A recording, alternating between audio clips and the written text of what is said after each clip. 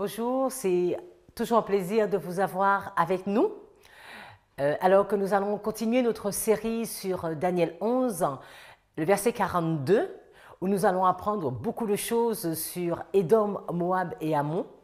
Je vous propose de prendre la position de la prière afin de présenter cette étude à Dieu et qu'il puisse être celui et le seul qui nous conduira dans toute la vérité.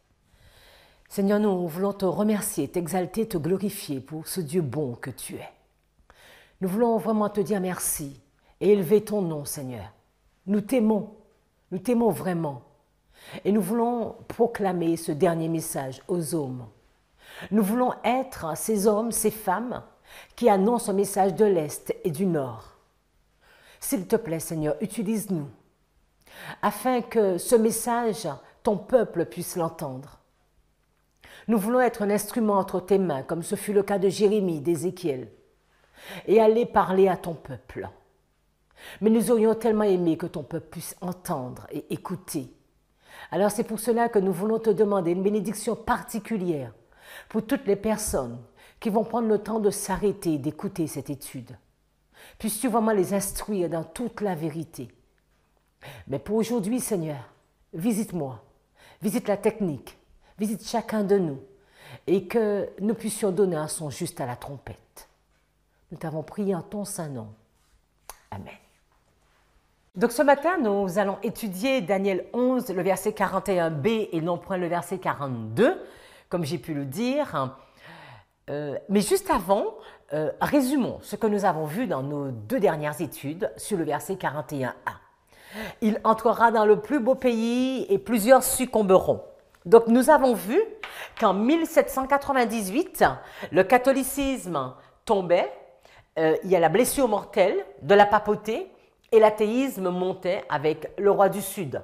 En 89, on a encore un autre chassé-croisé avec l'athéisme, la Russie qui tombe et que le catholicisme qui monte. Et dans le verset, donc ici nous sommes au verset 40, ici le verset 40a, ici le verset 40b. Et le verset 41 nous montre la même histoire. Alors que plusieurs tombent, Édom, Moab et Ammon vont échapper. Et aujourd'hui, nous allons nous intéresser à essayer de comprendre qui est Édom, qui est Moab et qui sont les principaux des enfants d'Ammon. Et également, nous nous arrêterons dans une deuxième partie sur délivrer de sa main. Mais la première étude que nous allons faire maintenant, c'est afin de définir Édom, Moab et les principaux des enfants d'Ammon. Alors, si nous nous arrêtons sous ces trois mots, nous sommes à la diapo 82, nous pouvons voir Édom, la Strong 0123, Moab 04124 et Ammon 05983. Édom qui veut dire rouge, Moab issu d'un père, Ammon appartenant à la nation. Mais nous allons donc là maintenant c'est une vue d'ensemble et nous allons nous arrêter plus précisément sur Édom. Alors je vous invite à prendre avec moi Genèse au chapitre 25 et nous sommes à partir du verset 30 à la diapo 83.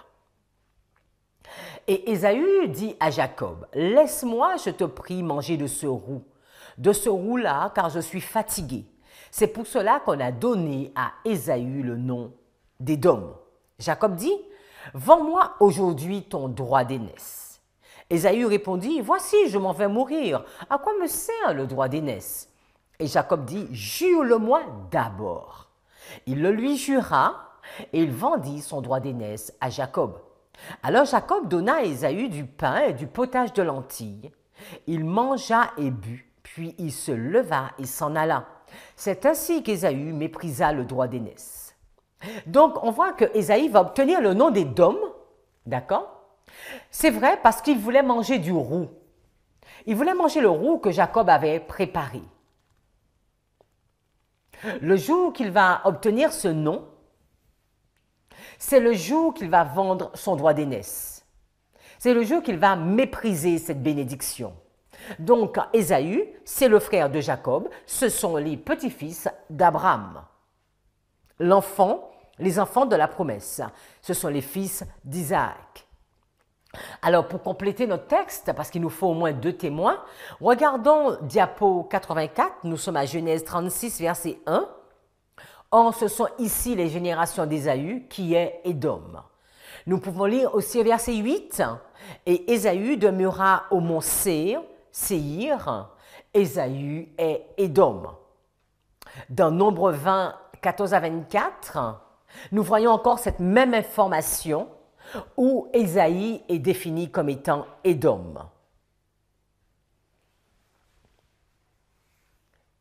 Alors, regardons. Nous avons ici, nous allons le faire un peu plus après en détail. Hein. Donc, pour l'instant, nous avons Abraham. Et Abraham va donner naissance à Isaac. Et Isaac va donner naissance à Jacob et à Ésaü. Jacob, c'est lui qu'on va appeler Israël. Et Ésaü, c'est lui qu'on va appeler Édom. Donc, on voit un changement de nom, aussi bien pour Jacob que pour Ésaü. Alors, Édom. Édom habitait où? On l'a déjà vu dans la diapo précédente, mais la diapo 85 va nous le préciser encore. Quand nous regardons Genèse chapitre 36, verset 8, Ésaü s'établit dans la montagne de Séir. Ésaü, c'est Édom. Alors peut-être je vais reprendre et le mettre un peu ici. Alors, je vais mettre comme ça. On va continuer après, Abraham. Donc ici, parce qu'on aura beaucoup à mettre, donc Isaac. Isaac va donner Jacob et Ésaü. Et on a vu que c'est Jacob, c'est Israël. Et là, c'est Édom. Et là, on va mettre Séir.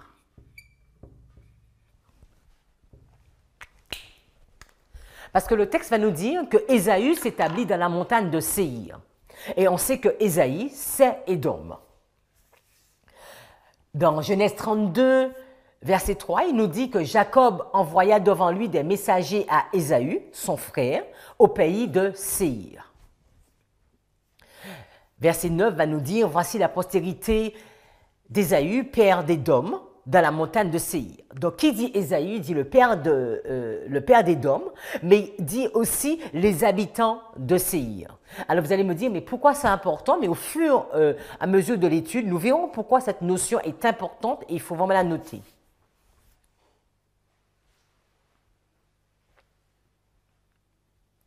Alors, continuons. Mais Ésaü va avoir des fils, nous le savons. Et si nous regardons dans Genèse 36, ce que nous étions au verset 9, voici la postérité d'Ésaü, père d'Édom, dans la montagne de Séir. Et si nous regardons le verset 12, toujours de ce même chapitre, il est dit « Et Tima était la concubine d'Éliphaz, fils d'Ésaü. Elle enfanta à Éliphaz Amalek. Ce sont là les fils d'Ada, femme d'Ésaü. » Alors, on va effacer ici.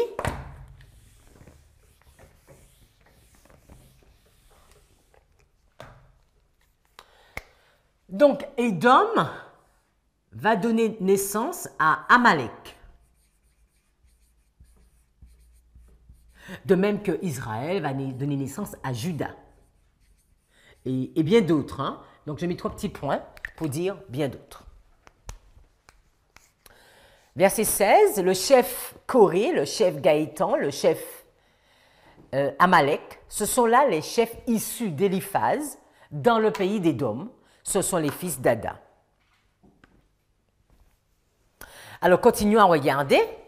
Vous vous souvenez de cette histoire d'Abraham Abraham donc nous savons qu'Abraham a eu Ismaël, et son premier fils, et Isaac, le fils de la promesse. Sarah est morte, et Abraham va prendre une autre femme qui se nomme Kétura.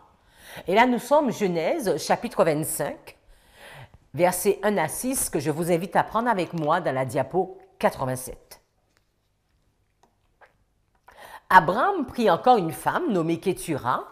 Elle lui enfanta Zimram, Joksham, Médan, Madian, Jishbak et Chouach. Joksham engendra Séba et Dédan. Les fils de Dédan firent les Ashurim, les Letushim et les Lemim. Les fils de Madian furent Épha, Épher, Enoch, Abida et Elda. Ce sont là tous les fils de Kétura.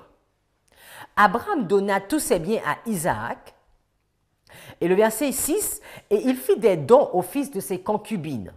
Et tandis qu'il vivait encore, il les envoya loin de son fils Isaac du côté de l'Orient, dans le pays de l'Orient. »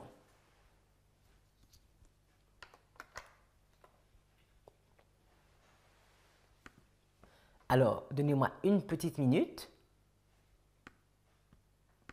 Donc, nous sommes à Genèse 25, ce que nous avons lu, et nous sommes au verset 6.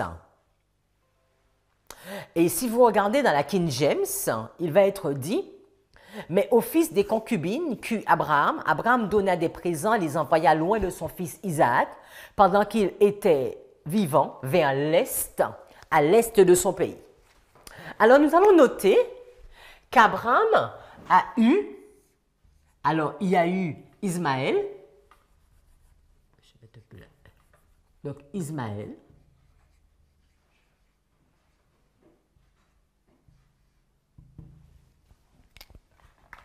attends, nous savons que Ismaël a eu 12 fils, hein?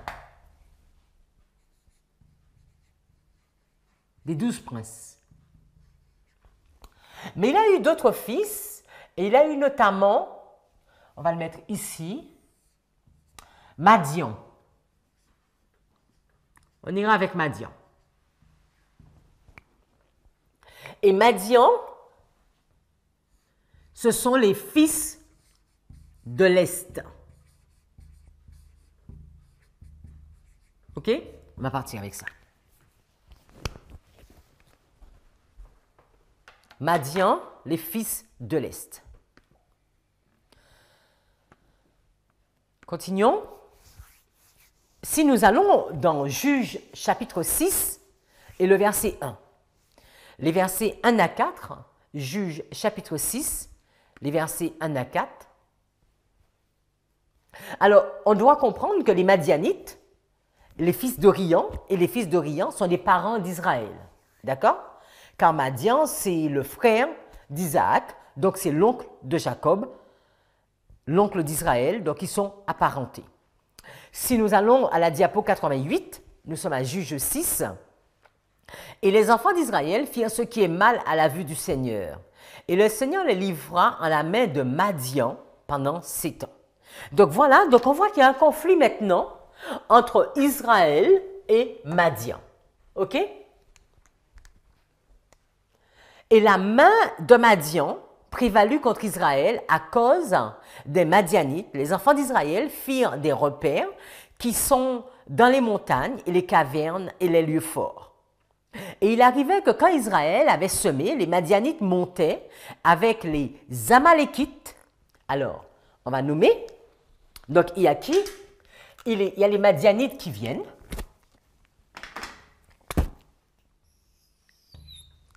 Il y a les Amalékites, Amalek. Et les fils de l'Est. Alors, ils montaient avec les Amalékites, les enfants de l'Est et les Madianites. Donc voilà les 3 peuples ennemis d'Israël. C'est la même famille, hein? Donc on voit ce triple, ce trio, Madian, les filles de l'Est et Amalek. Et ils campaient contre eux et détruisaient les produits de la terre, jusqu'à ce qu'il vienne à Gaza. Et il ne laissait aucun vivre pour Israël, ni mouton, ni bœuf, ni âne. Donc, ce qui est important de noter déjà, il faut noter qu'il y a une triple alliance, d'accord?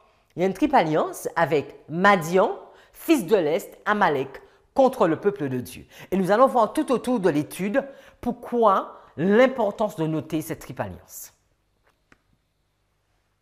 Continuons toujours avec Édom, Moab et Ammon. Et zoomons maintenant Moab. Qui est Moab? Donc vous connaissez cette histoire, mais nous allons la reprendre. C'est dans Genèse chapitre 30, nous sommes à la diapo 90. Genèse 30, les versets, excusez-moi, 19, les versets 30 à 37.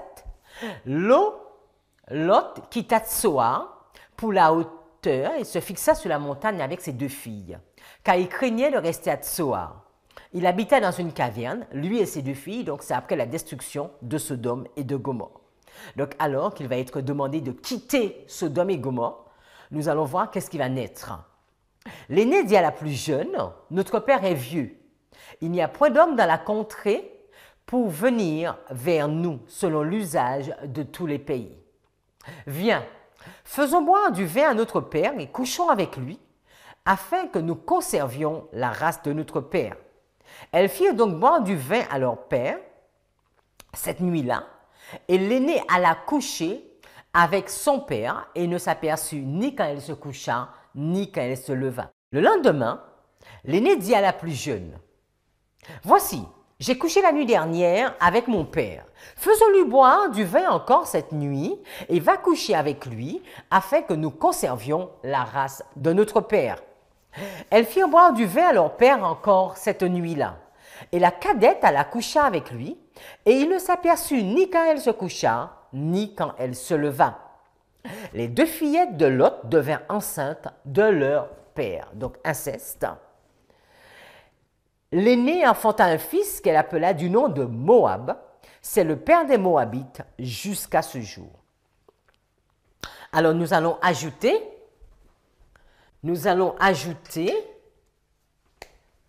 Lot.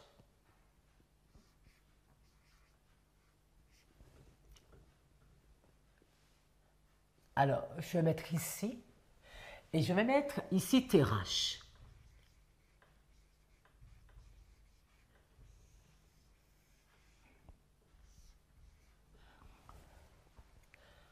Alors, si je ne me trompe pas, c'est Amram, je vais regarder, qui était le père de Lot. Et Lot va donner naissance à deux enfants. Et là, on est en train de regarder Moab.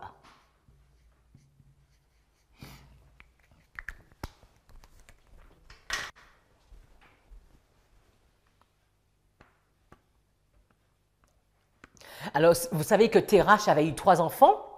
Térach avait eu Abram, Aaron, j'ai dit Amram, c'est Aaron. Et Nachor.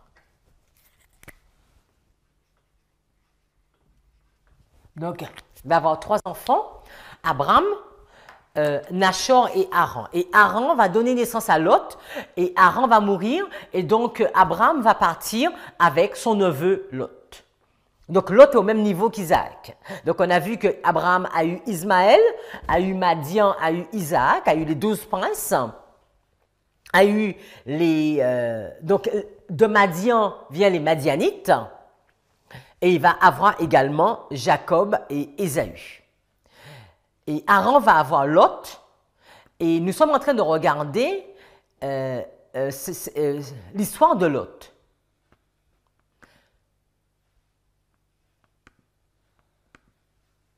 Et nous voyons naître Moab, donc c'est également la même famille, hein, c'est toujours la famille, les parents d'Abraham, fils de la promesse. Et va naître Moab.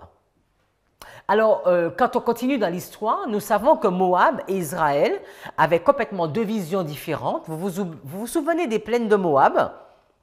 où Balaam va demander, Balak, plus précisément le roi de Moab, va demander à Balaam de maudire le peuple de Dieu, le peuple d'Israël. Et donc Dieu ne va pas autoriser cette malédiction et ils vont contourner la situation et le peuple d'Israël va commencer à se livrer à la débauche avec les filles de Moab. Donc cette histoire, nous la trouvons dans Nombre chapitre 22, Nombre 25. Donc Moab,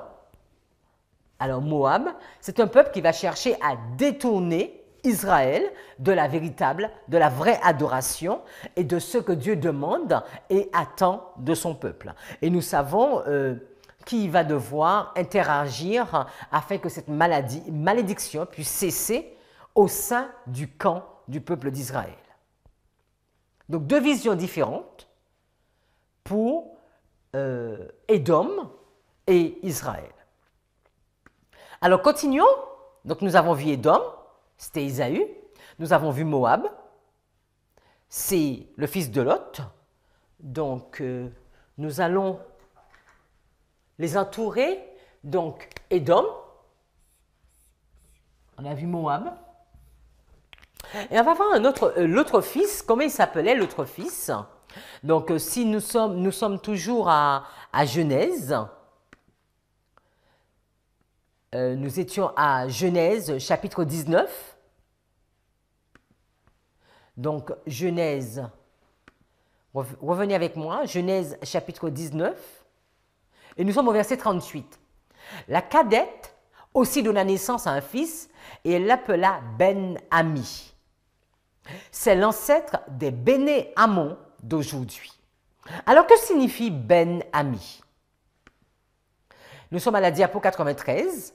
Ben-Ami, c'est la Strong 01151. Fils de mon peuple. D'accord? Donc, le premier va s'appeler Édom. Et le deuxième va s'appeler Ben-Ami. Et Ben-Ami, c'est deux mots, c'est Ben et Ami. Ben qui veut dire fils, enfant, enfanté, comme Benjamin, vieux, premier, jeune homme, étranger. Et Ami qui veut dire mon peuple. Donc pourquoi on a dit le fils de mon peuple? Alors qu'est-ce que cela nous apprend?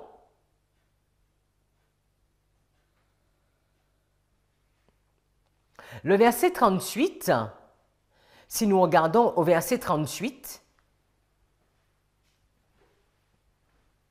dans la King James, il va nous dire, et la plus jeune, elle aussi enfanta un fils et appela son nom Ben-Ami, d'accord?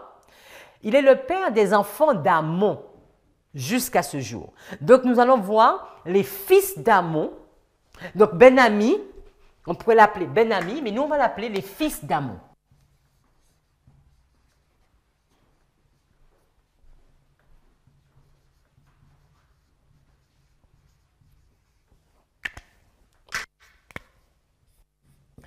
Voyons encore un trio de trois. Là, on avait Madian, les fils de l'Est et Amalek contre Israël. Et là, maintenant, on a Édom, Moab et les fils d'Amon. On va voir s'ils sont également contre Israël.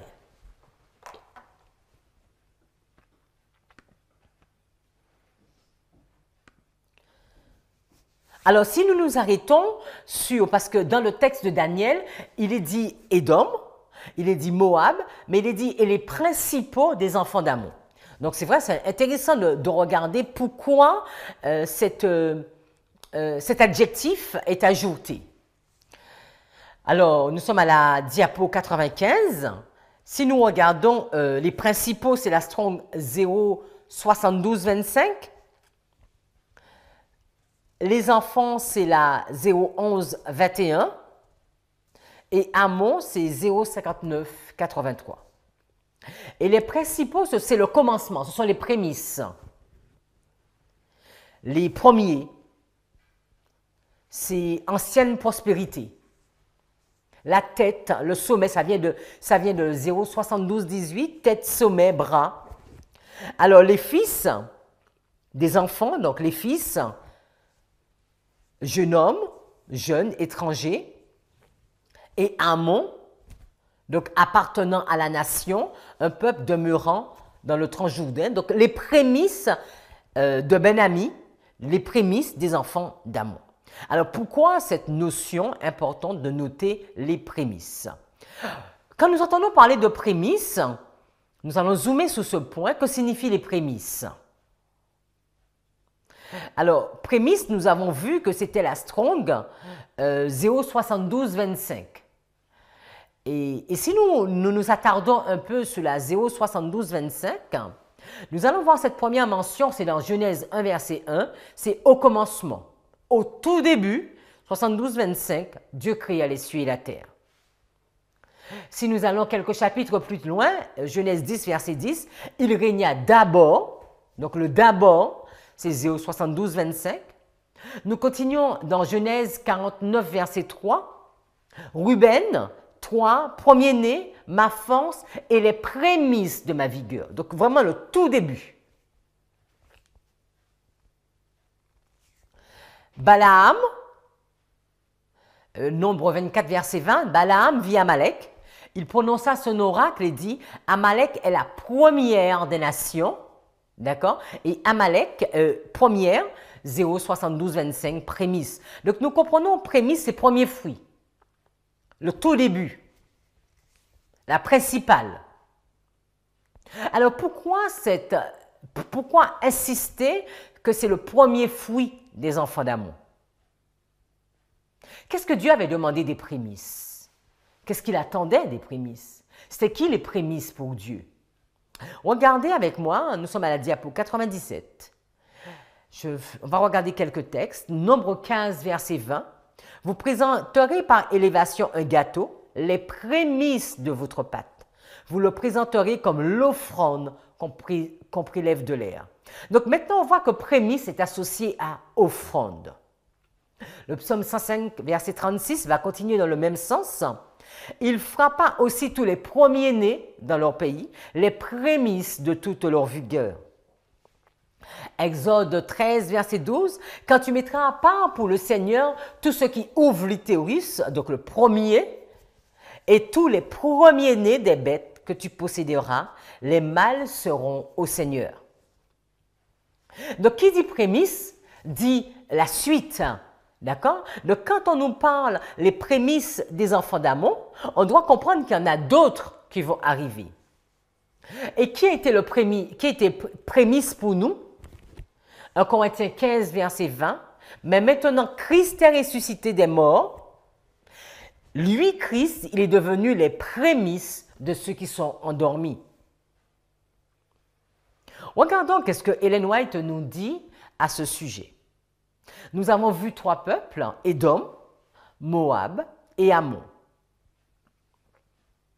Et nous avons regardé d'où venait Édom, d'où venait Moab et d'où venait Ammon. On a compris que ce sont les enfants de Térach, d'accord? Ils sont tous de la famille d'Abraham. L'homme, celui à qui Dieu va faire cette promesse, la promesse de la Canaan.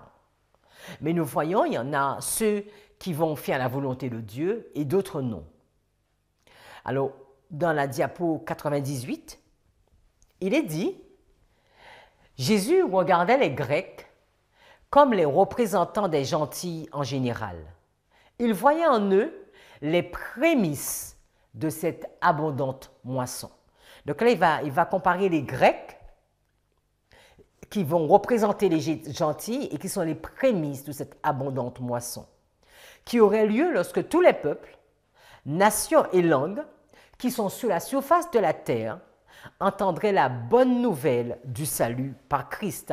N'oublions pas, dans Daniel 11, verset 41, Édom, Moab et Ammon vont échapper de la main du roi du Nord.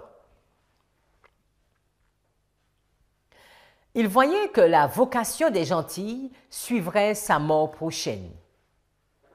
Il représenta donc l'image du blé à ses disciples et à la foule qui l'écoutait, pour leur montrer la grande moisson que sa mort devait produire.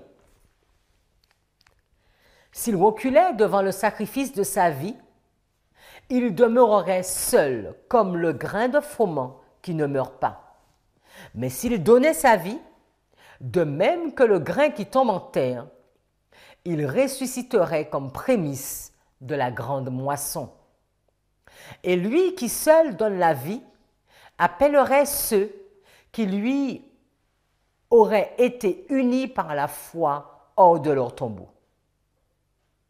Il y aurait une glorieuse moisson pour les greniers célestes. Donc Dieu nous dit que quand vous voyez déjà les prémices arriver, vous devez entrevoir cette grande moisson. Continuons, la diapo 99.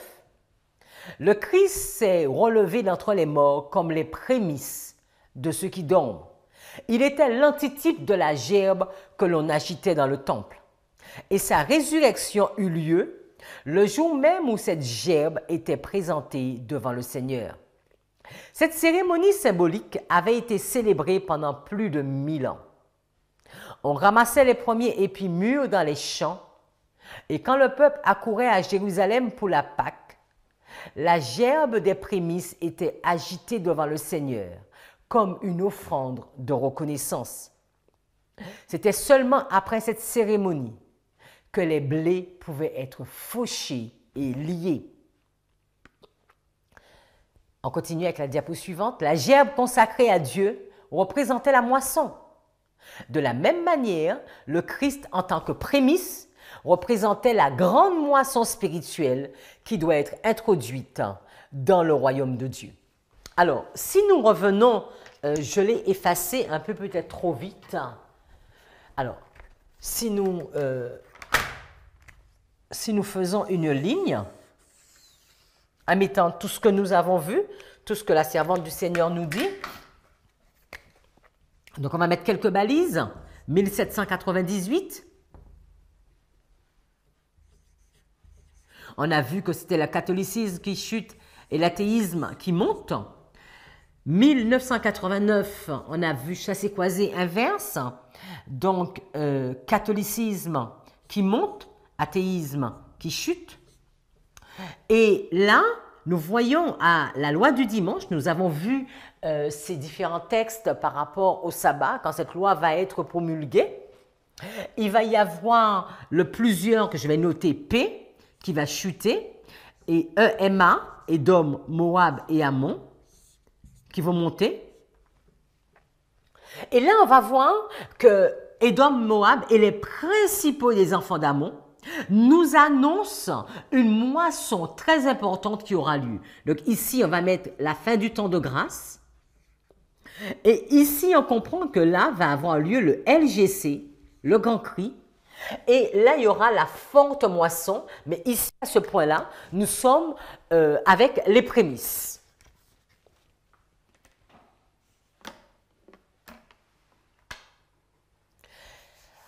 Donc, nous sommes toujours à la diapo 100.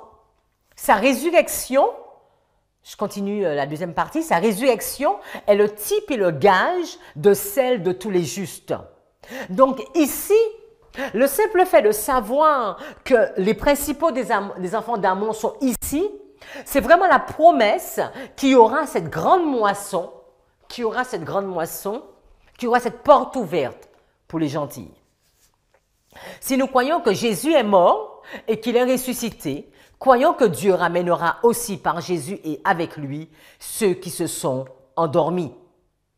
Vous vous souvenez quand on avait fait les lignes de réforme, on avait montré la ligne de Christ et on montrait que à la croix, si on montrait la ligne de Christ, la croix était en parallèle avec le 22 octobre 1844 et qui était un point de la loi du dimanche. Donc nous comprenons que, en faisant cette comparaison, que quand Jésus, quand il meurt, d'accord, on va mettre ici la croix, quand Jésus meurt ici, il est le prémisse, d'accord?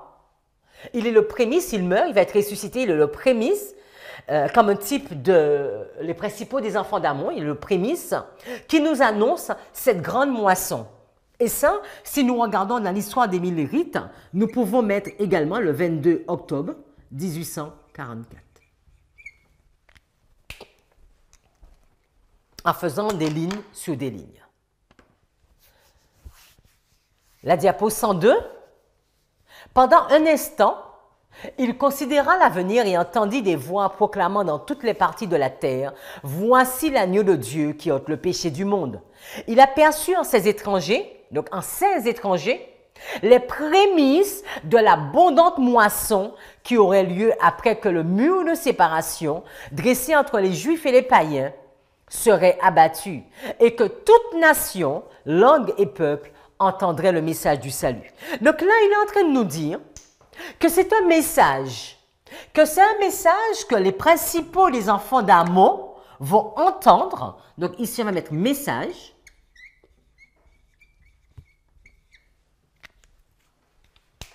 Un message qui va être donné. Continuons, la diapo 103.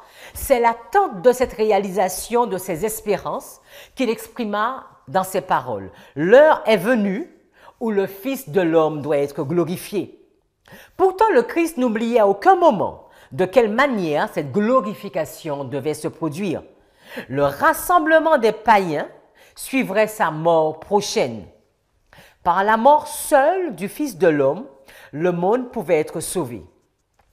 Il serait déposé en terre comme un grain de blé, il mourrait et serait enseveli, mais il revivrait.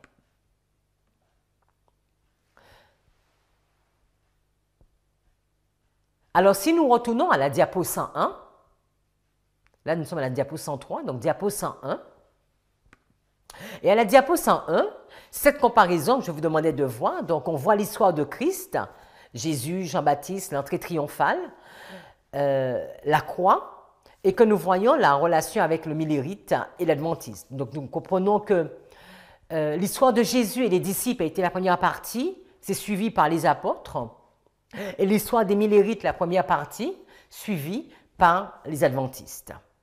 Alors résumons tout ceci. Qu'est-ce que nous avons compris dans cette première étude? Je vous invite à regarder la diapo 104 avec moi.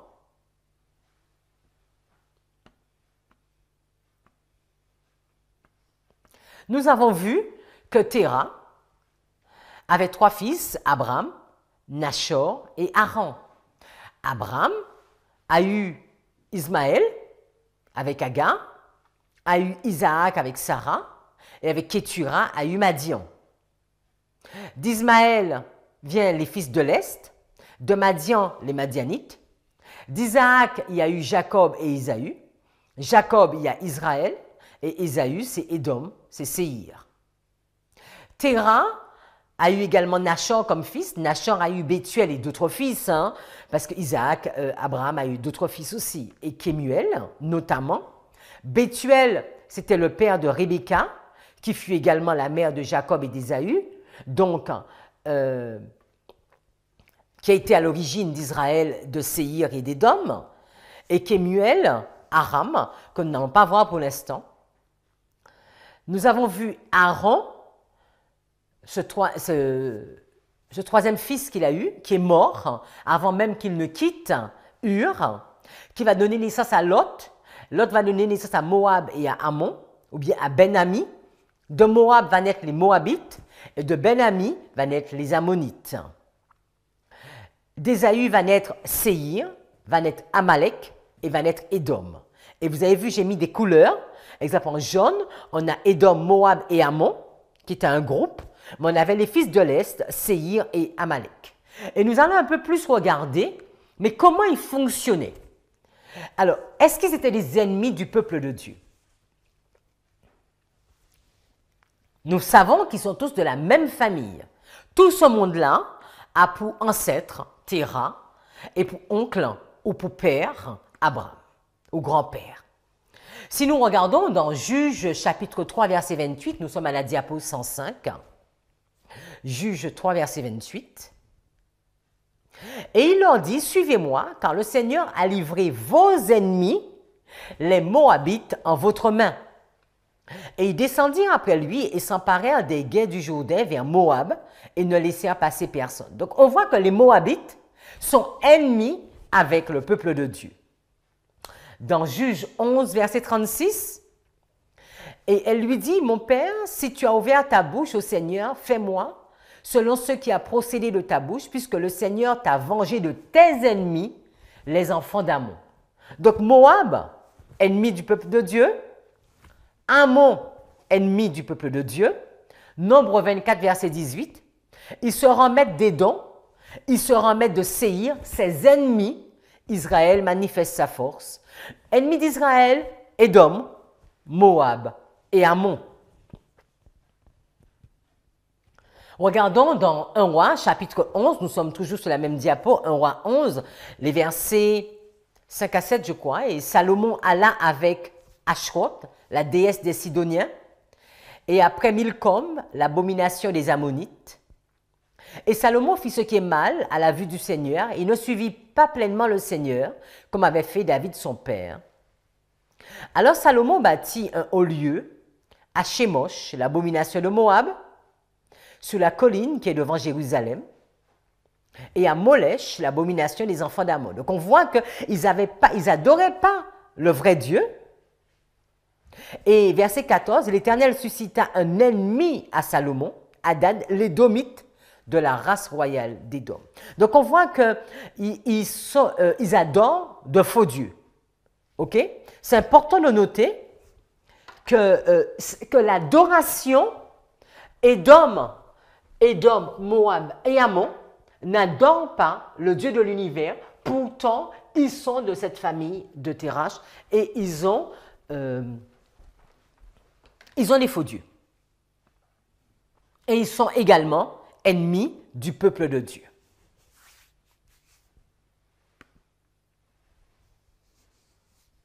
Alors ces trois anciennes tribus avaient une haine profonde contre le peuple de Dieu et ils résistaient à l'œuvre du peuple de Dieu. Et ils avaient un faux culte, et ce faux culte, c'est important de noter que c'est un piège constant pour les enfants d'Israël. Alors, bien que Édom, Moab et Ammon fussent des proches parents d'Israël, mais ils étaient également les ennemis du peuple de Dieu. Ils pratiquaient l'idolâtrie en opposition avec la vraie adoration au Dieu de l'univers. Continuons à regarder ce trio, Édom, Moab et Ammon. C'est une histoire que vous connaissez qui se trouve dans 2 Chroniques 20, verset 1. Verset 1 et verset 10. C'est une très belle histoire, c'est l'histoire de Josaphat, qui était le roi de Juda, du peuple de Dieu, d'Israël, des 2 tribus. Donc nous sommes à 2 Chroniques chapitre 20 verset 1 que je vous invite à prendre avec moi. Une très belle histoire, c'est l'histoire de Josaphat. Et je lis dans la King James et il est dit, et il arriva après cela que les enfants de Moab et les enfants d'Ammon et avec eux d'autres, outre les Ammonites, vinrent se battre contre Josaphat. Mais qui sont-ils? Ils sont combien? Puis quelques-uns vinrent qui le rapportèrent à Josaphat en disant « Il vient contre toi une grande multitude d'au-delà de la mer, du côté de la Syrie. » Et si nous regardons au verset 10, il est dit « Et maintenant, voici les enfants d'Ammon, de Moab et ceux de Séhir. » D'accord? Donc on a Ammon. Alors regardons. On a Ammon. Ammon, il est où? On a Ammon ici. On a les enfants d'Ammon, on a les enfants de Moab et on a les enfants de Séhir. Donc, c'est une autre façon pour dire Édom. D'accord? Donc, nous voyons cette triple, ce 3 groupes au verset 10. Et maintenant, voici les enfants d'Ammon, les enfants de Moab et du mont de Séhir, chez lesquels tu ne permis pas à Israël d'entrer quand ils venaient du pays d'Égypte, mais ils se détournèrent d'eux et ne les détruisirent pas. Et voici, donc, il va continuer en disant, voilà comment ils vont nous récompenser. Et Josaphat va crier à l'Éternel, et nous connaissons cette belle phrase où Josaphat va dire que nos yeux sont fixés sur toi, Seigneur. Donc, nous voyons cette triple union qui vient contre le peuple de Dieu. On avait déjà vu qu'ils étaient des ennemis, mais maintenant ils sont ensemble. On avait vu qu'avec Gédéon, il y avait Madian, il y avait les fils de l'Est, et il y avait Amalek. Eux aussi, ils étaient ensemble contre le peuple de Dieu. Si nous regardons dans Ézéchiel 25, verset 1, Ézéchiel 25, verset 1, la parole de l'Éternel vint à moi disant, fils de l'homme, dresse ta face vers les Ammonites et prophétise contre eux. Et dis aux Ammonites, entendez la parole du Seigneur. Ainsi dit le Seigneur Dieu, parce que tu as dit, contre mon sanctuaire, quand il a été profané, contre la terre d'Israël, quand elle a été ravagée, et contre la maison de Juda, lorsqu'elle se rendit en captivité. Ainsi parle le Seigneur l'Éternel, parce que Moab et Séhir, donc on voit qu'il y avait Ammon, on va mettre un autre coin, il y avait Moab, et maintenant il y a Séhir, encore le même groupe, Édom, Moab et Ammon. Et parce que Moab et Séhir ont dit, voici la maison de Juda est comme toutes les nations, donc voilà, il y a tout ce petit groupe, ce trio. Verset 12, qu'est-ce qu'il est dit? Ainsi dit le Seigneur Dieu, parce qu'Édom a agi contre la maison de Juda en prenant vengeance et s'est rendu grandement coupable en se vengeant d'eux. Donc Édom, Séhir, et on va voir ce que vous pouvez regarder dans la suite, ce que l'Éternel va faire de tout ce monde. Donc ce que je veux noter, c'est que dans l'Israël littéral, dans la Bible même, nous voyons Édom, Moab et Ammon contre le peuple de Dieu, ou les fils de l'Est, Madian, Amalek, contre le peuple de Dieu. Continuons à regarder ces ennemis, parce que c'est important de comprendre comment les ennemis du peuple de Dieu vont devenir les amis du peuple de Dieu. 1 Samuel 14, verset 47, nous sommes à la diapo 107. Saül prit, donc nous sommes 1 Samuel 14, 47.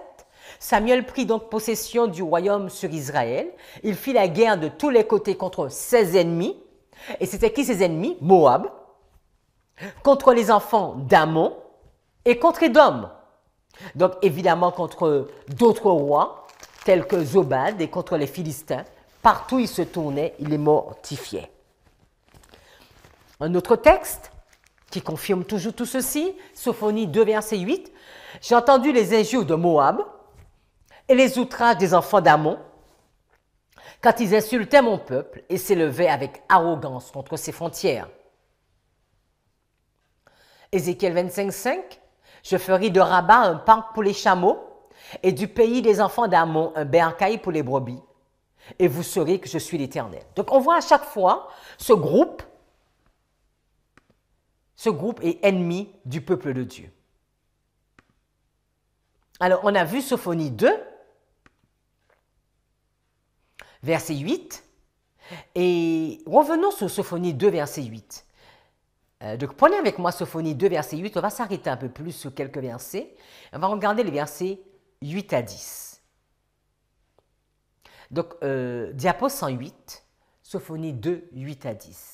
J'ai entendu l'outrage de Moab, on l'avait déjà lu, et les insultes des enfants d'Ammon, donc Moab, Ammon, par lesquels ils ont outragé mon peuple et l'ont bravé sous leurs frontières. Verset 9, c'est pourquoi aussi vrai que je vis, dit le Seigneur des armées, le Dieu d'Israël, Moab sera comme Sodome, et les enfants d'Ammon comme Gomorrhe, c'est-à-dire une prolifération d'orties, des carrières de sel, une désolation perpétuelle. Le reste de mon peuple les pillera et le reste de mon peuple les possédera.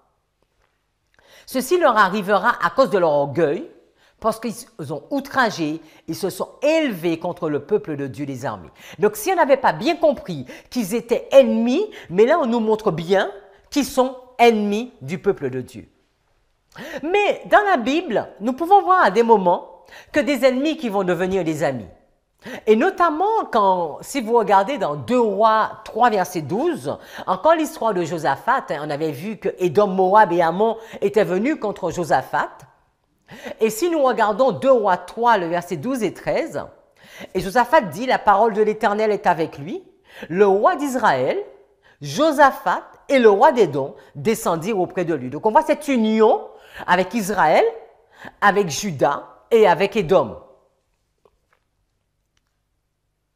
Verset 13, et Élisée va dire au roi d'Israël, qu'y a-t-il entre moi et toi? Va vers les prophètes de ton père et vers les prophètes de ta mère. Et le roi d'Israël lui dit non, car l'Éternel a appelé ces 3 rois pour les livrer entre les mains de Moab. Donc on voit qu'il y avait cette union entre Israël, Juda et Édom. Alors, synthétisons et résumons un peu, essayons de comprendre un peu plus. Et regardons un peu, je ne vais pas vous montrer tous les textes, mais vous les connaissez, où il y a eu beaucoup de triple application. D'accord? Si nous regardons dans la Bible, nous allons voir souvent qu'il y a un multiple de 3 contre le peuple de Dieu. C'est ce que nous voyons avec Élie. Il y avait Akab, il y avait Jézabel et il y avait les prophètes de Baal contre Élie. Si nous allons dans le Nouveau Testament, nous allons voir qu'il y a Hérode, il y a Hérodiade et il y a Salomé contre Jean-Baptiste. Nous sommes à la diapo 110. Si nous regardons ce que nous avons déjà vu, il y avait Édom, il y avait Moab, il y avait Ammon contre Josaphat, le peuple de Dieu. Nous avons également vu qu'il y avait Madian, Amalek et les fils d'Orion contre Gédéon. Nous pouvons voir qu'il y avait Sanballat, Tobija et Geshem contre Néhémie. Nous pouvons voir également qu'il y avait Moab, Balak, Madian, Balaam contre Moïse. Et si vous en cherchez, vous pourrez en trouver d'autres. Et souvent, quand nous voyons cette triple application, nous voyons cette notion de le dragon, la bête et le faux prophète. Alors, qu'est-ce que nous sommes en train de dire? Est-ce que dans Édom, Moab et Ammon, nous allons voir cette triple application du dragon, de la bête et le faux prophète, qui sont dans la main du roi du Nord et qui vont s'échapper de la main du roi du Nord? Continuons. Si nous allons dans Apocalypse chapitre 17, nous sommes à la diapo 111, Apocalypse 17, verset 18, « Et la femme que tu as vue, c'est la grande ville, qui a la royauté sur les rois de la terre. » Apocalypse 16, verset 19, donc là on voit la grande ville, la Babylone. Apocalypse 16, 19 va nous dire, « Et la grande ville fut divisée en 3 parties. » 3 parties. Serait-ce dragon, bête et faux prophète? Serait-ce Édom, Moab et Ammon? Donc cette grande ville fut divisée en 3 parties et les villes des nations tombèrent et Dieu se souvint de Babylone la grande pour lui donner la coupe du vin de son ardente colère. Apocalypse 14, verset 8. Et un autre ange suivit disant, Babylone, Babylone est tombée. Elle est tombée, cette grande ville, parce qu'elle a fait boire à toutes les nations du vin de la colère de sa fornication. Donc nous avons vu que cette femme, Babylone, la grande ville, elle est en 3 parties. Elle est composée de 3 parties. Mais essayez de comprendre pourquoi ces 3 parties, qu'est-ce que ça pourrait bien avoir à voir avec nous. Regardons la diapo 112.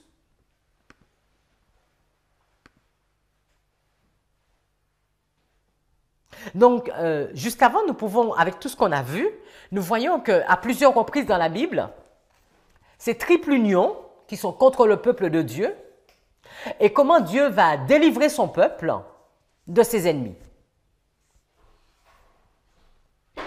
Donc, nous sommes à la diapo 112. Sous le déversement de la 6e plaie, les nations sont rassemblées pour la bataille du grand jour du Dieu Tout-Puissant. appelée la bataille d'Armageddon. Et elles sont rassemblées sous l'influence trompeuse de 3 esprits impurs, semblables à des grenouilles qui sortent de la bouche du dragon, de la bête et du faux prophète. Et là maintenant, il va nous donner une information. Il va nous dire qu'il y a 3, donc on va les mettre là, le dragon, il y a la bête et il y a le faux prophète.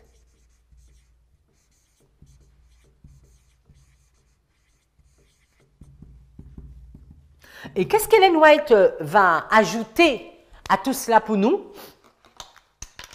Elle va nous dire que le dragon, c'est le paganisme, la bête, c'est la papauté, et le faux prophète, c'est le protestantisme. Donc là, c'est le paganisme. Ici, c'est la papauté. Et ça, c'est le protestantisme.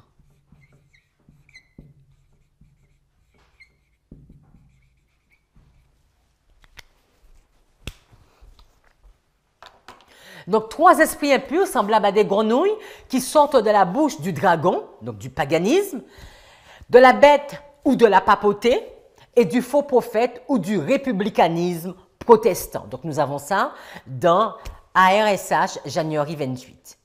Il est expliqué qu'il s'agit d'esprits de démons qui font des miracles, ce qui montre à nouveau que la grande œuvre de tromperie de Satan a lieu dans les derniers jours. Donc, nous sommes à la diapo 112, car ce sont des esprits de démons qui font des miracles, qui vont vers les rois de la terre et du monde entier, afin de les rassembler pour le combat du grand jour du Dieu Tout-Puissant. Donc, qu'est-ce que cela a à voir avec Édom, Moab et Ammon? Donc, nous avons vu, Apocalypse 16, verset 13, nous avons lu le texte qui disait « Et je vis sortir de la bouche du dragon, de la bouche de la bête et de la bouche du faux prophète, 3 esprits impurs, semblables à des grenouilles. » Nous avons noté que le dragon, sa religion, c'est le paganisme. On va ajouter le spiritisme.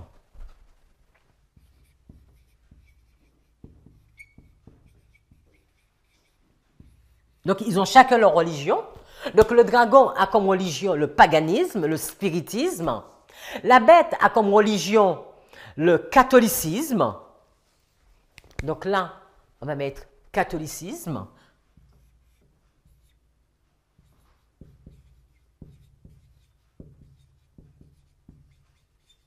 Et ici, protestant apostat.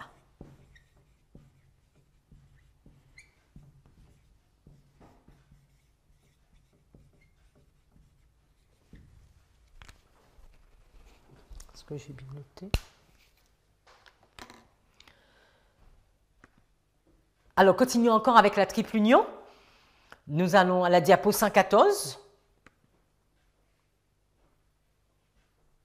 Alors, nous savons que la bête qui monte de la terre, quand nous regardons Apocalypse 13, donc les États-Unis, va finir par parler comme la bête qui monte de la mer, la papauté. Et à ce moment-là, elle imposera une loi. Donc, il y a un moment où nous voyons ces 3 puissances, la bête, le dragon et le faux prophète, sont assemblées pour un projet commun. La diapo 114, par un décret renforçant l'institution de la papauté, qui est une violation de la loi de Dieu, les États-Unis se sépareront alors complètement de la justice. Quand le protestantisme essayera de se rapprocher de la puissance romaine, donc le protestantisme va se rapprocher de la puissance romaine, mais il également nous est dit du spiritisme.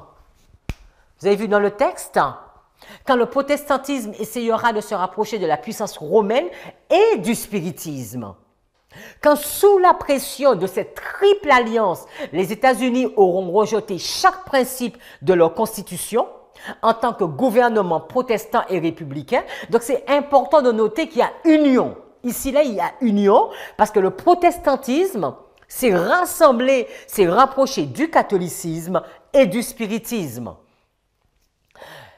Et les États-Unis auront rejeté chaque principe de leur constitution en tant que gouvernement protestant et républicain, quand enfin ils propageront les erreurs et les tromperies de la papauté, d'accord? Donc États-Unis en relation avec la papauté, alors nous saurons que le temps est arrivé où Satan opérera des prodiges et des miracles et que la fin est proche. Donc à un moment, il y a cette triple union, il y a cette triple alliance.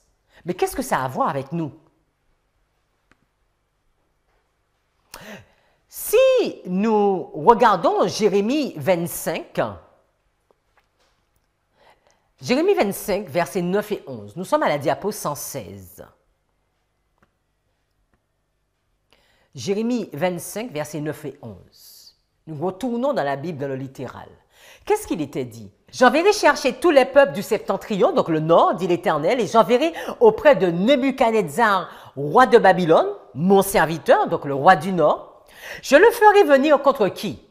Contre ce pays, Juda, contre ses habitants, et contre toutes ces nations alentours, afin de les dévouer par interdit, et d'en faire un objet de désolation et de moquerie des ruines éternelles.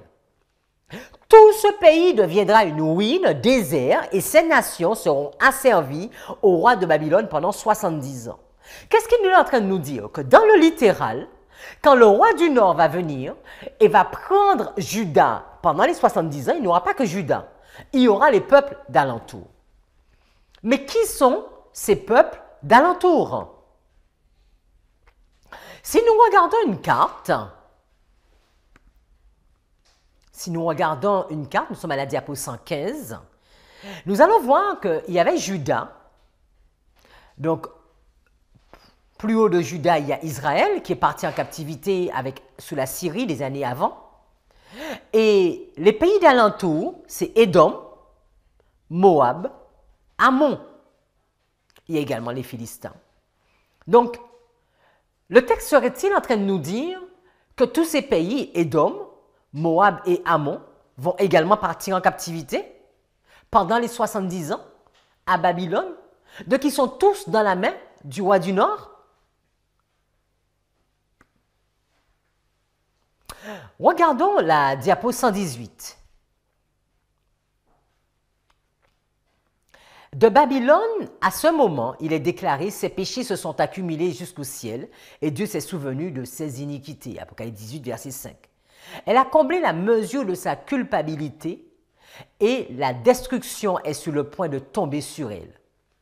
Mais Dieu a encore un peuple à Babylone, et avant la visite de ses jugements, ses fidèles doivent être appelés à sortir, afin qu'ils ne participent pas à ses péchés et ne reçoivent pas ses plaies. Diapo 19, de là, le mouvement symbolisé par l'ange descendant du ciel, éclairant la terre de sa gloire, et criant avec force d'une voix forte, en annonçant les péchés de Babylone. Dans le cadre de son message, l'appel se fait entendre. Sortez du milieu d'elle, mon peuple.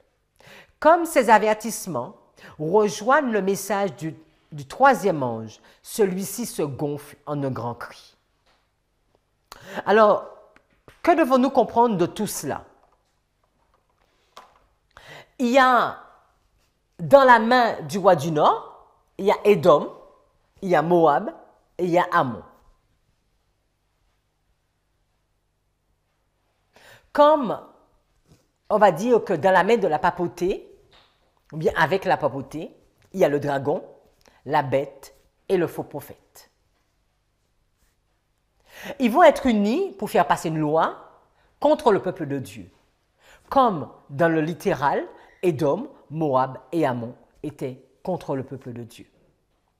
Donc le dragon, cette union du dragon, bête et faux prophète, va être unie pour faire passer une loi contre le peuple de Dieu. Le spiritisme, le catholicisme et le protestantisme apostat vont s'unir afin de faire passer une loi. Mais nous allons voir dans la deuxième étude comment à un moment, ils vont s'échapper de la main de la papauté. alors que plusieurs, parmi l'adventisme, succombent. Prions. Seigneur, nous voulons te remercier pour toutes les lumières que tu nous donnes.